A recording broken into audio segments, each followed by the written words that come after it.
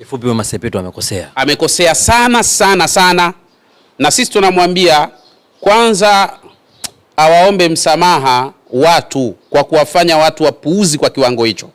Na haswa wale waliofika pale, yani wamewafanya ni watu wenye akili ndogo mno.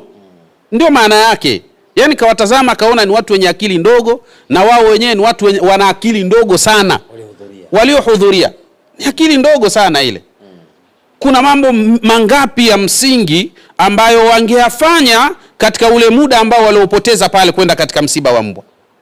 Manake ni kuwapotezea watu muda, na ni kuwafanya watu wapumbavu na kuwafanya watu wajinga wasiojielewa. Ndio maana yake. Kweli tumefikia huko. Subhanallah. Hii ni hatari sana. Kwa hiyo jamani, tutafakarini vizuri. Haya ni makosa makubwa na haifai, haipendezi. Kwanza inaleta mustakbali gani? Alafu hawa wanaitwa wasanii. Nini maana ya wasanii? Kioo cha jamii. Kioo cha jamii. Jamii yenyewe ndo hii, kioo chenyewe ndo hichi. Hichi kioo kimepasuka kabisa hiki. Kina kutoa lambilambi kwenye misiba ya mbwa. Msanii kweli wewe, kioo cha jamii, unakwenda kutoa rambirambi kwenye msiba wa mbwa. Na unalia mpaka unazimia kwenye msiba wa mbwa. Wewe kioo cha jamii au nini tena umekuwa? Kioo hicho kipo tena au kioo kishapasuka hicho kioo? Mambo yanachekesha kabisa ya. Ni mauzauza makubwa kabisa ya.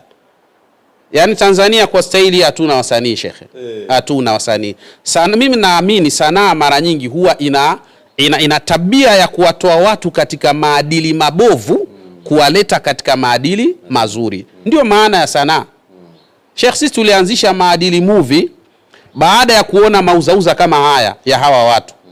Na wameua filamu zao wenyewe kwa upuuzi huu.